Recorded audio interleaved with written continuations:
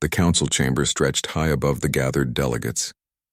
Beings from 30 different worlds sat in their designated areas, each adapted to their specific needs. Some breathed different gases, others required special gravity fields. This was the Galactic Council, and today they faced something unprecedented.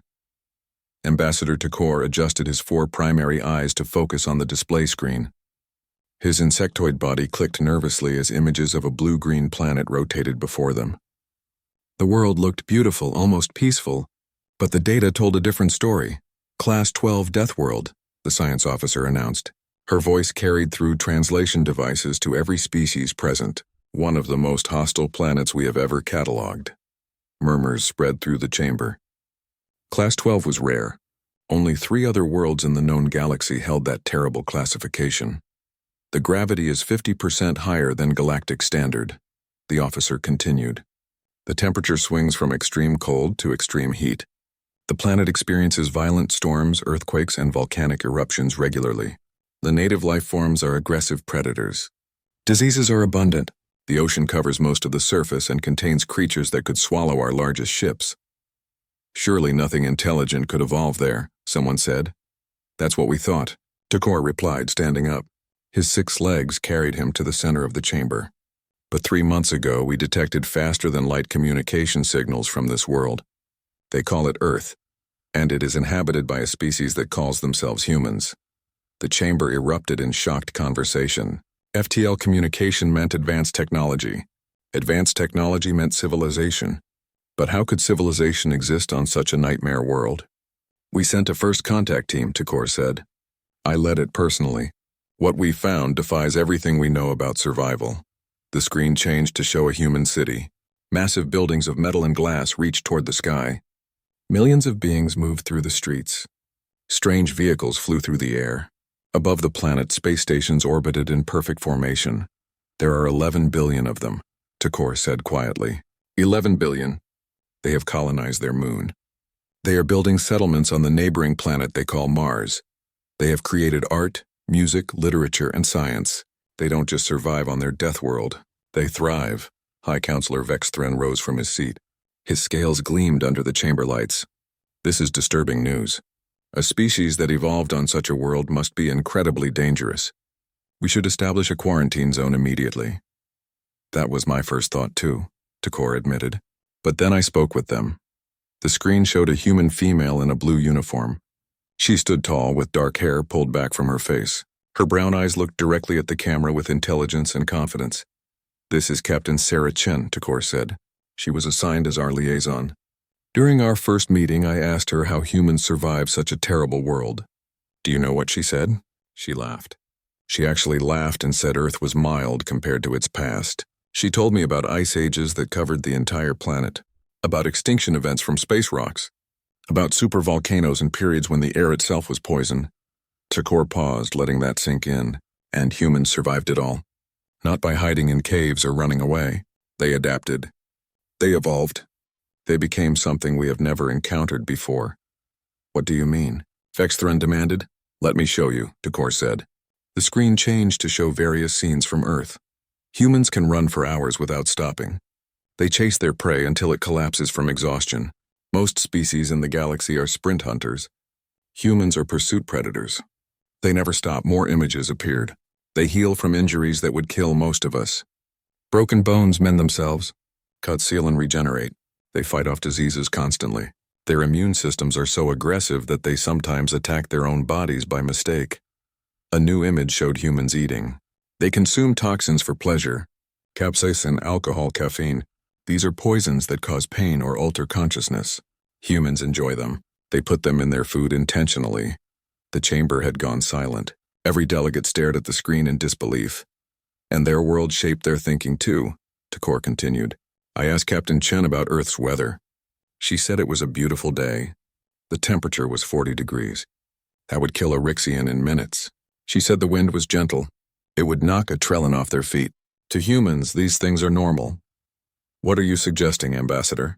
Vexthren asked coldly. I'm suggesting that we need to be careful, Takor replied. Humans are not like us. They think differently. They see danger as something to overcome, not avoid.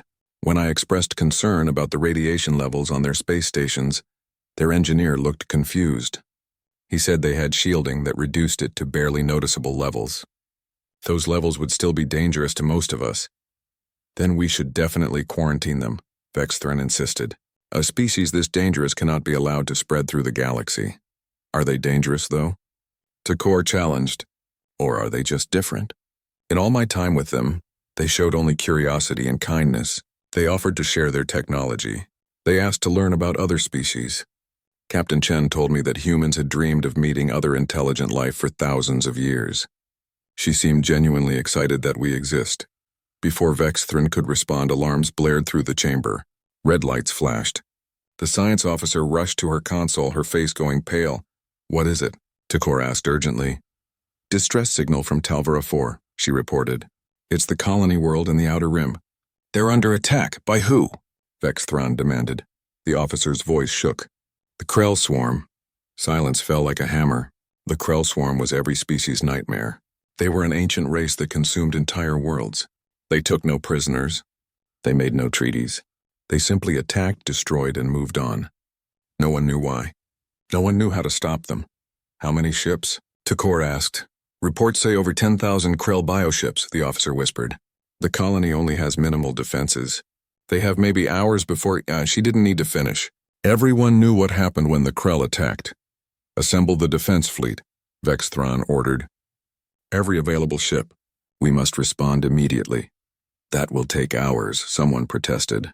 The colony doesn't have hours, Takor's communicator chimed. He looked down at it, surprised. A message from Captain Chen. He read it quickly, his eyes widening. The humans are offering to help, he announced. What? Vexthran spun to face him. They have no idea what the Krell are. Their primitive ships would be torn apart. They intercepted the distress signal, Takor explained. Captain Chen says they have 12 ships in range. They can reach Talvara 4 in 90 minutes. They're requesting permission to engage. This is insane, Vexthran said. 12 ships against 10,000? Even our battle fleet would struggle with those odds. Takor looked at the screen, at the image of Captain Sarah Chen still displayed there. He thought about everything he had learned about humans. About their world that tried to kill them every day. About how they never gave up. Ambassador, Chen's voice came through the communicator. We know we're new here. We know you don't trust us yet. But there are innocent people dying on that colony. If there's even a chance we can help, we have to try. That's what humans do. Takor made a decision. I'm authorizing it. Let the humans go. You're sending them to their deaths, Vexthran said. Maybe, Takor agreed. Or maybe we're about to see what a Death World species can really do. The council chamber erupted in argument, but Takor wasn't listening. He watched the screen as 12 human ships accelerated to faster than light speed, racing toward a battle they couldn't possibly win. At least, that's what everyone thought. The human fleet dropped out of faster-than-light travel at the edge of the Talvara system. Captain Sarah Chen stood on the bridge of the UFSS Defiant, watching the tactical display with grim concentration. What she saw made her blood run cold. Talvara 4 hung in space like a jewel, but that jewel was under siege. Thousands of dark shapes surrounded the planet, blocking out the stars. The Krell bioships looked nothing like normal spacecraft. They were organic, pulsing with sickly green light. They resembled enormous insects crossed with tumors, all chitin and flesh and teeth. Captain, I'm reading 10,462 Krell ships, her tactical officer reported. His name was Lieutenant Marcus Webb, and his voice stayed steady despite the impossible odds. They're launching assault pods at the colony. Estimate the shields will fail in 40 minutes. Where's the council fleet? Chen asked. Still 2 hours out, ma'am. Chen nodded slowly. 40 minutes until the colony died. 2 hours until help arrived. 12 human ships against 10,000 enemies. The math was simple and brutal. Her communicator chimed. Admiral Zephyx appeared on screen. The council fleet commander looked like a being made of crystals and light. His face showed clear disdain. Captain Chen, he said coldly, I ordered you to wait for the main fleet. Your ships are primitive and few. You will only die uselessly. With respect, Admiral, people are dying right now, Chen replied. We didn't come here to wait. This is not some simple pirate raid, Zephyx snapped. This is the Krell swarm. They have destroyed civilizations millions of years old. Your species learned to use fire a few thousand years ago. What can you possibly do? Chen looked at her crew. Young faces, scared faces, but determined. She thought about Earth, about the long history of humanity fighting impossible odds, about Thermopylae and the Alamo, about Britain standing alone against darkness, about every time humans had faced annihilation and somehow survived. We can try, she said simply. Defiant out. She cut the connection and turned to her crew. All ships, this is Chen. I won't lie to you. This looks bad. Really bad. But there are civilians down there, families, children. They have less than an hour to live unless we do something. I'm going in. Anyone who wants to leave, no judgment. I'll understand. Silence filled the channel. Then one by one her captains responded. The Valiant stands with you. The Relentless is ready. The Phoenix won't abandon them. All 12 ships confirmed.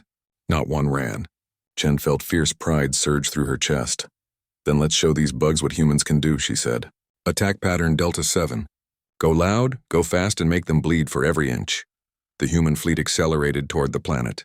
They were tiny compared to the Krell swarm, like wolves attacking a herd of buffalo.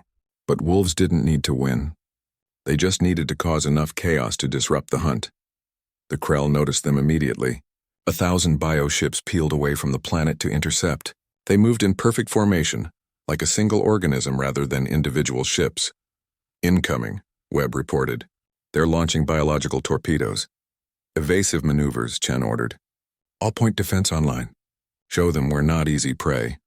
The human ships scattered, breaking formation in ways that would horrify a Council fleet commander. But humans had learned warfare in 3 dimensions against enemies who wanted to kill them.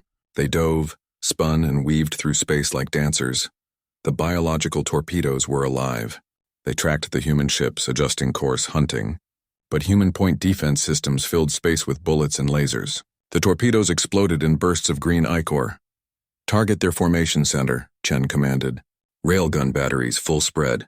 The Defiant shuddered as her main weapons fired. Solid projectiles accelerated to incredible speeds, tore through space. They hit the Krell formation like a hammer, punching through bioships and creating gaps in their perfect order. The Krell didn't expect that. In galactic warfare, everyone used energy weapons. Lasers, plasma, particle beams. They had shields designed for those. But humans still used primitive kinetic weapons.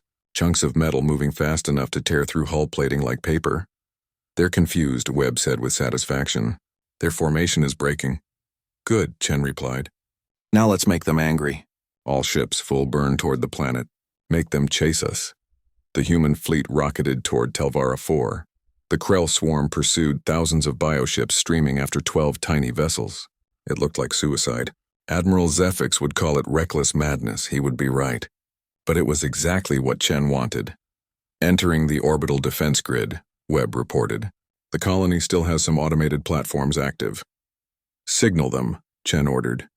Tell them to lock onto the Krell and fire on our mark. Ma'am, the Krell are right behind us. Those platforms might hit us too. Chen smiled grimly. That's the idea. The Krell don't know what humans are. They think we follow Council warfare rules.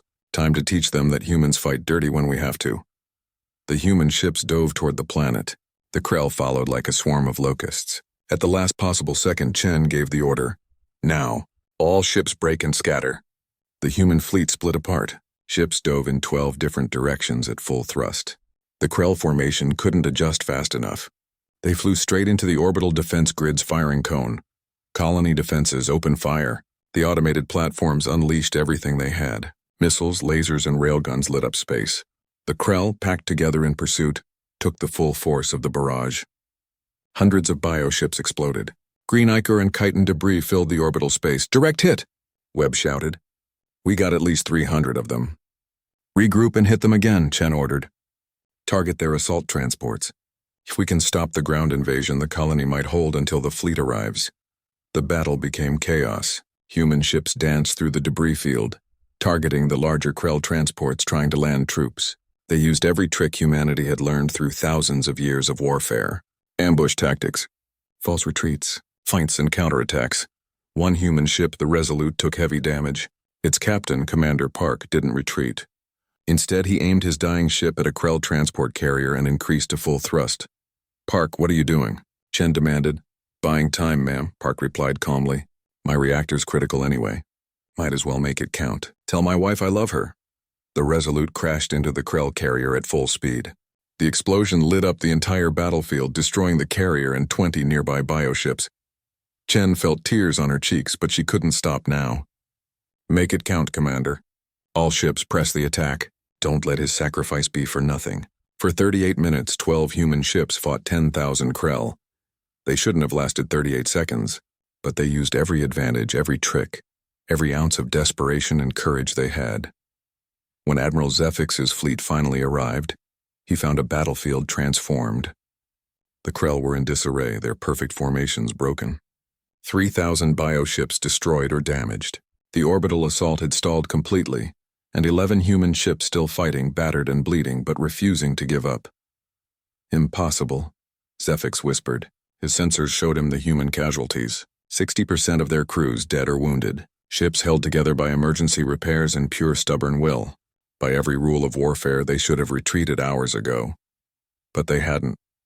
Because below them, a colony full of civilians still lived.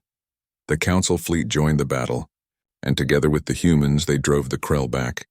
The swarm retreated into dark space, confused and beaten for the first time in recorded history. When it was over, Chen's ship limped into the Council fleet formation. Her bridge was filled with smoke.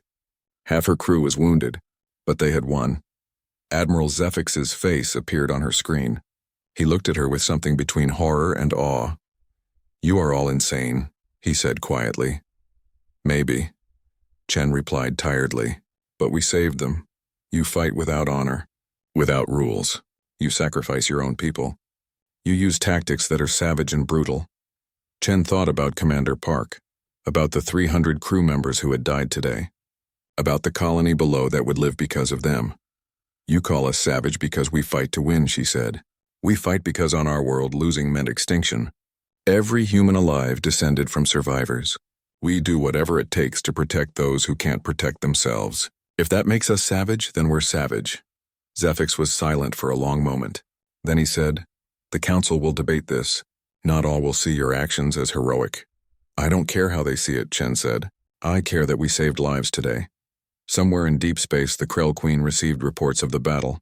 A species she had never heard of had defeated her forces. For the first time in her long life, she felt something new. Fear and rage. She would learn more about these humans, and then she would crush them. 6 months had passed since the Battle of Talvara IV. The galaxy had changed in that time, but not everyone thought it was for the better. Ambassador Takor stood in his quarters aboard the Council station, reviewing intelligence reports. What he read made his 4 hearts beat faster with worry. The Krell swarm had gone silent after their defeat. No attacks, no sightings, nothing. That wasn't normal. The Krell never stopped. They just attacked different targets. Silence from the Krell meant they were planning something big. His communicator chimed. It was Captain Sarah Chen, now promoted to Commodore after her actions at Talvara. She looked tired on the screen. The past 6 months had been hard on her. "Ambassador," she greeted him warmly. They had become friends after the battle. "I hear the Council is meeting today. About us, I assume?" Takor nodded. High Counselor Vexthran is pushing for restrictions on human military expansion. Many species are frightened by how humans fight. They see you as dangerous. We saved them, Chen said quietly. We bled for people we just met. I know, Takor replied. And many are grateful. But fear is a powerful thing. They saw how you fight. They saw you ram ships. They saw you sacrifice yourselves without hesitation. It scares them. Before Chen could respond, alarms blared through both their locations. Emergency broadcasts lit up every screen in the station. Takor accessed the data stream and his blood went cold. No, he whispered. What is it? Chen demanded. The Krell, Takor said. They're attacking. Not one world, not two. 12 simultaneous attacks. And one of them, his voice broke. One of them is Earth. Chen's face went white. How many ships? At Earth? Our sensors count 500,000 bioships. It's the largest fleet anyone has ever seen. Commodore, I'm so sorry. The Council fleet can't possibly respond in time. Even if we sent every ship, we couldn't fight numbers like that. Chen stood up straight. Takor could see the fear in her eyes, but also something else. Something that made him understand why humans had survived their death world. How long do we have? She asked. They'll reach Earth in 6 hours, Takor replied. We're sending warnings now. Your people should evacuate. Evacuate? Chen repeated. Evacuate 11 billion people in 6 hours? That's impossible. Then I'm sorry, Tikor said gently. But Earth cannot stand against that fleet. Not with only 12,000 human ships to defend it. Chen's jaw set. We'll see about that. Defiant out. The transmission ended. Tikor sat alone, feeling sick. He had come to respect humans. To like them. And now he was going to watch their homeworld die. High Counselor Vex Thran called an emergency session. The council chamber filled quickly, every delegate wanting to know what was happening. The Krell have declared total war, Vex Thran announced. 12 attacks simultaneously. They're stretching our forces thin intentionally. We can't defend everywhere. What about Earth? Someone asked. Earth will fall, Vex Thran said bluntly. We cannot save them. 500,000 Krell ships against 12,000 human vessels. The mathematics are clear. You're just going to abandon them? Tikor demanded, standing up. After what they did for us? What choice do we have? Vex Thran challenged. Even if we sent our entire fleet to Earth, we would still be outnumbered. And while we die defending the humans, the other 11 worlds would fall. I will not sacrifice millions to save one world, even if that world is humanity's home. Tikor wanted to argue, but he couldn't. The logic was brutal but sound. The council couldn't save everyone. They had to make choices, but that didn't make it hurt any less. On Earth, alarms sounded across every continent. The warning was simple and terrible. The Krell were coming. Evacuate immediately, but there was nowhere to go. 11 billion people couldn't fit on the ships available. Maybe they could save a few million. The rest would have to stay and face what was coming. Panic didn't happen, though. That surprised the watching galaxy. Humans didn't riot. They didn't flee in chaos. Instead, they prepared defense stations went to full alert. Every weapon that Earth possessed was brought online. The civilian population organized into emergency response teams. Parents hugged their children. People called loved ones to say goodbye. And the military prepared to fight. Commander, now Admiral Marcus Webb, stood in the Human Fleet Command Center deep beneath Earth's surface. Around him, holographic displays showed the approaching Krell fleet. 500,000 ships, more than enough to burn Earth to cinders. Admiral, we have a transmission from the Council, a communications officer reported. Admiral Zephyx recommends immediate evacuation. Tell him we appreciate the concern, Webb replied calmly. But this is our home. We're not leaving. Sir, with respect, we can't win this, another officer said. We have 12,000 ships. They have 500,000. Even fighting our way, those odds are impossible. Webb looked at the holographic Earth rotating slowly before him. Blue oceans, green continents, white clouds. The world that had tried to kill humanity for millions of years and failed. The world that had made humans into survivors. Maybe, he said, but they're going to learn something today. They're going to learn what happens when you attack humanity's home. In the outer solar system, the Krell fleet emerged from faster-than-light travel. The dark space lit up with sickly green light from 500,000 bioships. They arranged themselves in perfect formation, preparing to sweep through the system like a plague. The Krell Queen commanded from her massive flagship at the center of the fleet.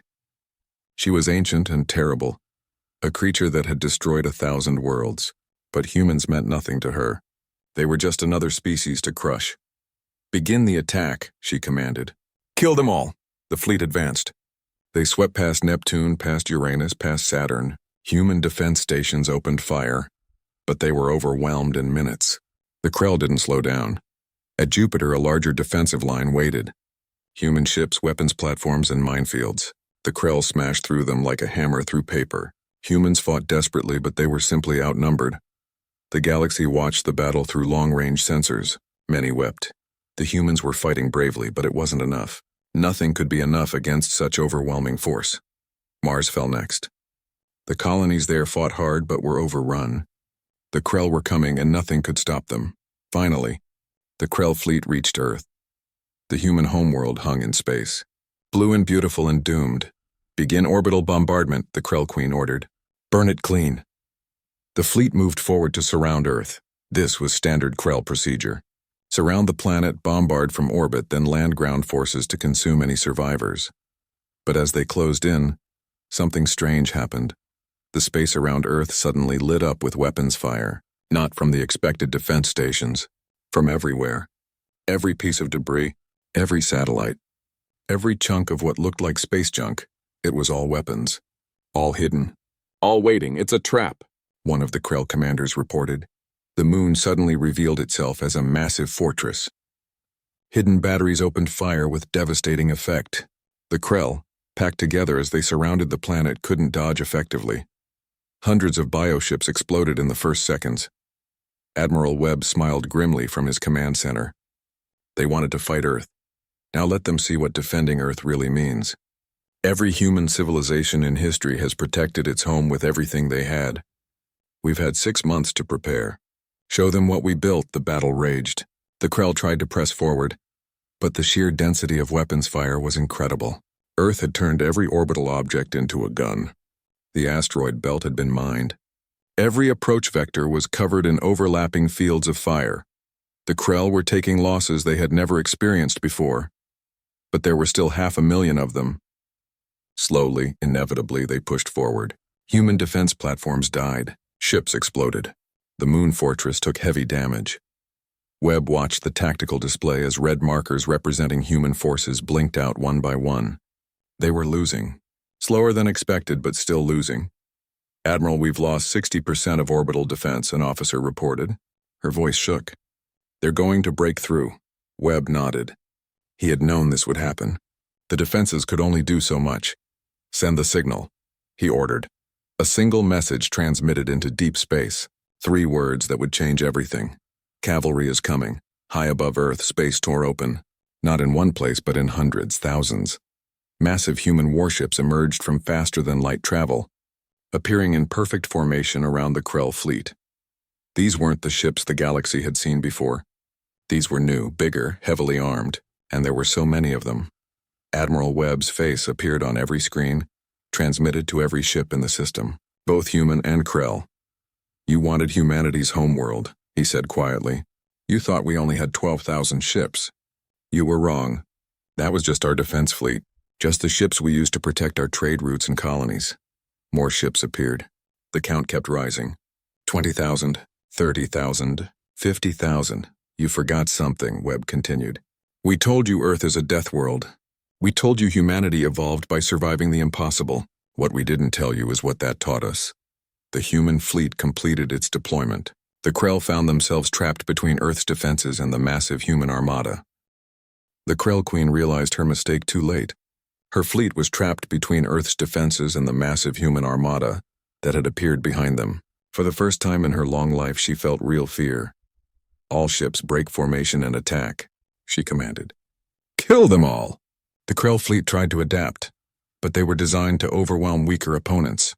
They had never faced an enemy that could match their numbers, that could match their ferocity. They had never faced humans defending their home. Admiral Webb stood in his command center, watching the tactical display. 50,000 human warships faced 500,000 Krell bioships. The numbers still favored the enemy 10 to 1. But numbers weren't everything. "All ships," Webb transmitted. "Execute Operation Homecoming. Show them what we learned from their attack at Talvara. Show them what it means to fight humanity." The human fleet moved with precision that shocked the watching Krell. Every captain had been given authority to make their own tactical decisions. Every ship could adapt instantly to changing conditions. This wasn't the rigid formation warfare of the galactic standard. This was human warfare, evolved over thousands of years of fighting. The Krell expected the humans to defend. Instead, the human fleet attacked. Squadrons of human ships dove into the Krell formations like wolves among sheep. They used railguns that punched through bioarmor. They used missiles that tracked targets relentlessly. They used tactics that the Krell had never seen before. Commodore Sarah Chen commanded a strike group from the bridge of the Defiant. Her ship had been repaired and upgraded after Talvara. Now it was part of humanity's real fleet. "Target their command ships," she ordered. "Cut off their coordination." Her squadron focused fire on the larger Krell vessels. The bioships tried to return fire, but human ships were faster, more agile. They danced through space, never staying still, always moving. A Krell biocruiser exploded under concentrated railgun fire. Chen didn't celebrate. There were too many more to kill. "Ma'am, we're reading a massive energy signature from the Krell flagship," her tactical officer reported. "The Queen is there." Chen's eyes narrowed. If they could kill the Queen, the Krell might break entirely. But the flagship was protected by thousands of bioships. Getting to it would be suicide, which meant it was exactly the kind of insane plan humans were good at. All strike groups, this is Chen. I'm going for the Queen. Who's with me? Dozens of voices responded immediately. No hesitation, no fear, just determination. Then let's end this, Chen said. Defiant, full thrust. Target the flagship. Her squadron accelerated toward the heart of the Krell fleet. Enemy ships swarmed them immediately. The Defiant's shields flared under constant fire. Ships around her exploded as Krell weapons found their marks, but they kept pushing forward. On the council station, Takor and the other delegates watched the battle through long-range sensors. The chamber was silent. Everyone knew they were watching something historic. They're insane, someone whispered. They're magnificent, Takor replied quietly. High Counselor Vexthran watched the display with conflicted emotions. He had argued for restricting humans for fearing them. Now he watched as they fought and died to save their world. He saw bravery that made his own species seem cowardly. Back in the battle, Chen's strike force was being torn apart. Half her ships were gone. The Defiant was on fire, atmosphere venting from 3 hull breaches. But they were close now. So close to the Queen's flagship. Arm all nuclear warheads, Chen ordered. Target the flagship. Set them for maximum yield. Captain, at this range we won't survive the blast, her weapons officer protested. I know, Chen said calmly. But we'll save Earth. That's all that matters. Before she could give the final order, Admiral Webb's voice came through her communicator. Negative, Commodore. Stand down. I won't lose you too. Sir, we can end this, Chen argued. Not that way, Webb replied. I've got a better idea. All ships, weapons free, fire at will, no holding back. If we're going to beat these monsters, we do it the human way. We fight until we can't fight anymore. The entire human fleet unleashed everything they had. Thousands of ships firing at once. The space around Earth lit up like a star. Railgun rounds, missiles, lasers, plasma weapons, and things the Council had never seen before. The Krell fleet buckled under the assault. They had numbers, but humans fought with a desperation and creativity that couldn't be matched. When human ships were damaged, they didn't retreat. They rammed Krell vessels. When ammunition ran low, they used debris as weapons. When shields failed, they used their own ships as shields for others. The galaxy watched in awe and horror. This wasn't clean warfare. This wasn't honorable. This was survival, raw and terrible and beautiful. The Krell Queen felt her fleet dying around her. 30,000 bioships destroyed in the first hour. Then 50,000. Then 100,000. The humans were taking terrible losses too, but they wouldn't stop. Couldn't stop. She had made a critical error. She had thought humans were like other species. That they would break when casualties got too high. That they would surrender when defeat seemed certain. But humans didn't break. They got angrier. They fought harder. Chen's damaged strike force finally reached the flagship. The Defiant was barely holding together, but she lined up for one final attack run. All remaining ships, follow me in, she commanded. Let's finish this. 7 ships remained from her original squadron of 20. 7 battered vessels against the most powerful bioship in the Krell fleet. They attacked anyway.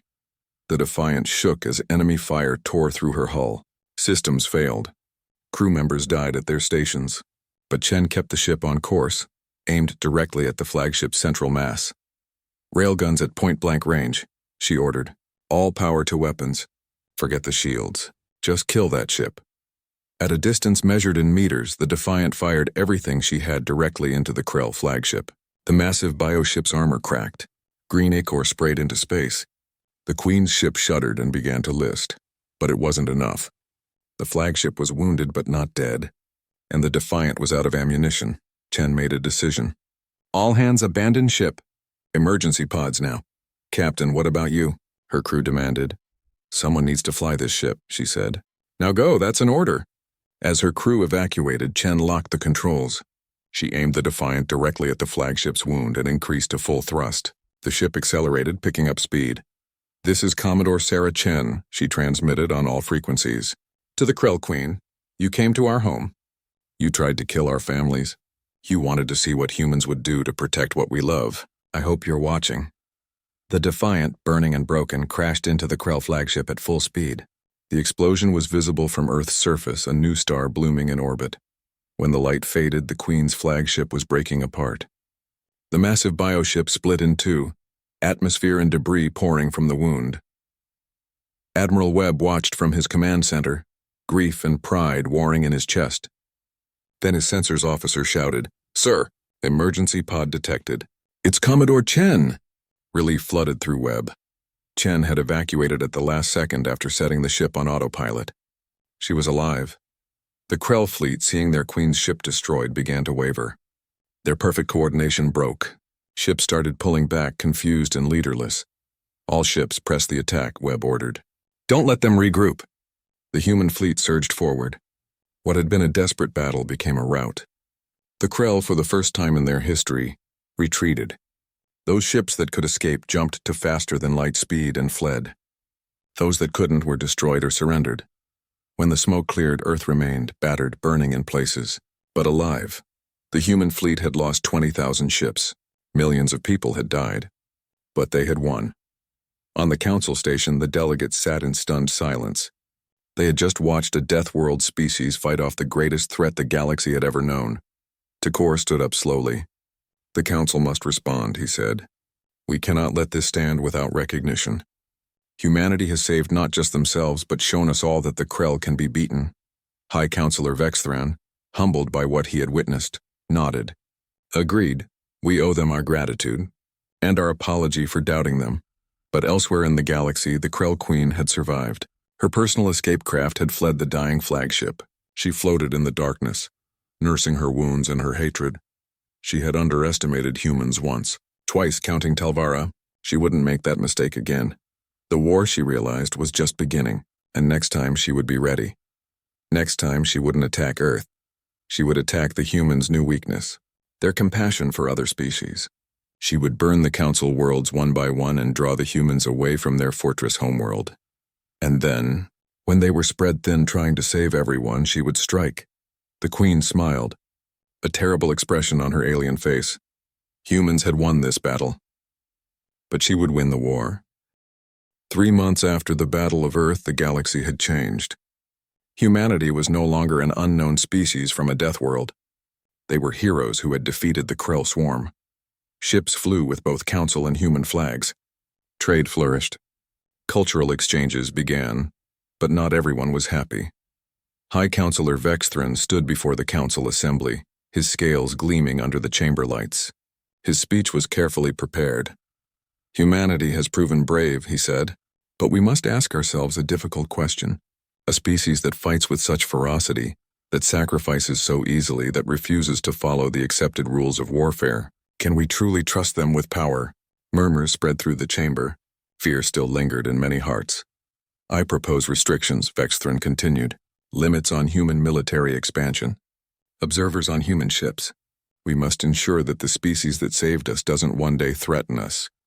Admiral Sarah Chen, promoted after her survival at Earth, sat in the human delegation area.